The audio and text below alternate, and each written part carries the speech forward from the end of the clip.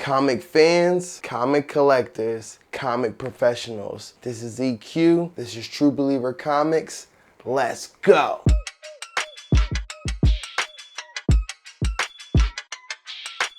Today, we got the first episode of LCS Assemble. Super excited to give y'all this. This is a series I've been telling you guys about where I go and I visit every LCS, local comic shop, to those who don't know what LCS means, in America. All right, so we're about to really get into the episode. But what I really need you guys to do is to like, comment, subscribe, hit that little bell notification thing right there so you guys can stay in tune to everything that we're gonna be posting. This is gonna be a journey. The first episode is at Frank & Son's Bam Splat Pow Comics, booth 133. So a little bit of backstory. If you go and watch the comic book collector evolutions previous episode and you see how I became a fan to a collector to a professional, you know that Frank & Son's Bam Splat Pow was a pivotal location that changed my life forever.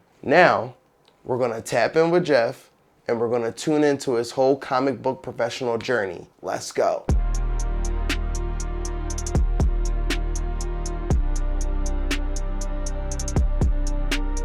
Hi guys, I'm Jeff Dixon with Bam Splat Pow, booth 133 at Frank & Son's Collectible show. I first got involved in the comic book world when I wandered into my local 7-Eleven and saw my very first comic book was Alpha Flight #3 by John Byrne. I didn't know I was about to purchase it, but as I got closer to it, it struck me with its contrast of black and white. My first LCS was on Main Street in Santa Monica. It was inside the building that I lived in on the second floor, and it was on the ground floor, and it was called Superior Comics. My first experience in Superior Comics was something like coming down the stairs on Christmas morning with all the colors and all of the art jumping out at me. Comic books mean to me the opportunity to recapture my childhood, to share those memories and experiences with my children, with my friends, with my comic book community, and to help them to find what it is that they grew up watching, what they grew up embracing into their own childhood stories and memories. My comic book professional journey didn't really begin until I was about 18 years old. I heard about a convention in Los Angeles called the Los Angeles Comic Book and Science Fiction Show. It was a monthly, sometimes bi-monthly show put on by a man named Bruce Schwartz. He would bring in talent both within the comic book community, the science fiction community, and the film community.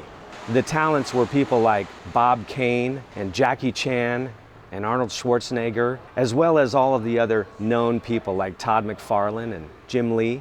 So I got to rub elbows and meet these people and thank them for their work. And then I became an exhibitor at that convention on a regular basis. When I was 18, 19, 20 years old, I made it my full-time profession. And then I started to change careers and focus my attention more towards my relationship with my future wife, having children, and needing to rely on a steadier income. So I stepped away from a full-time, and it became more of a part-time thing for me until I came back into it about 30 years later, where again it became a full-time venture. One of the most challenging things I found as a comic book professional was grading comic books accurately, because condition determines value, as with most things. And if one isn't skilled in the art of grading accurately, a client might overpay because it wasn't graded properly. So it took me about 6.5 years before I was confident enough to know that my grading was accurate by the standards put forth by Robert M. Overstreet and the Overstreet Grading Guide, which I highly recommend to anybody watching this today. In all the time that I've been involved, both as a collector and hobbyist, as well as a professional, there hasn't really been a single time where I've faced much of a challenge. But there was an incident once where I had a display rack that was precariously balanced on the top of my Volkswagen Bug, tied down with rope and bungee cords, and I was on the 105 freeway, and it sailed behind me, and I saw it in my rear view mirror. So I took the next off-ramp, came back, grabbed it, reattached it, and went on my way. I think that comic books mean so much to people within the comic book community and outside the community because you're able to recapture those childhood memories that meant so much to you growing up.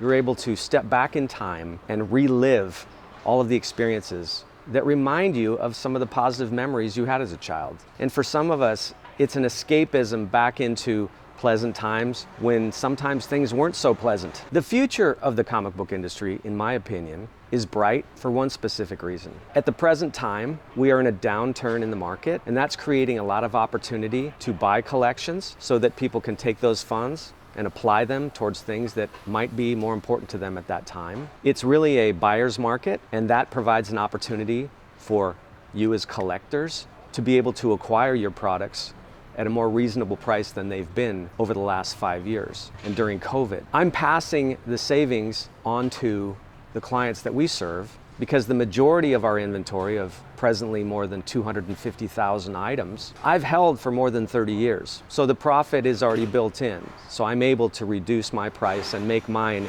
even more competitive in the marketplace today. So for those of you that have been waiting on the sidelines, now's a great time to jump in. I feel the future of the LCS is if we do not pay attention to our bottom line, if they're more focused on not selling what it is they have rather than to make a deal for you, the consumer, I think they're short-sighted and they're not gonna last very long. On the other hand, for those of us that are more focused on the relationship with the clients that we serve and reducing our profits, I think those relationships are gonna last longer than any short-term downturn. At BAM Splat Pow, we like to say that the relationship is more important than the deal. So in the long term, we're able to hold on to those relationships by reducing our total cost and incentivizing clients to come back to us by providing them discounts, prizes, incentives, giveaways. What makes BAM Splat Pow different than other LCSs is we like to say the relationship is more important than the deal. If it means that we need to reduce our profits so that we can incentivize our clients to shop with us and to come back by providing them free giveaways and contest wins and a larger discount than others might otherwise get by following us through Instagram, by encouraging young readers, if you're shorter than this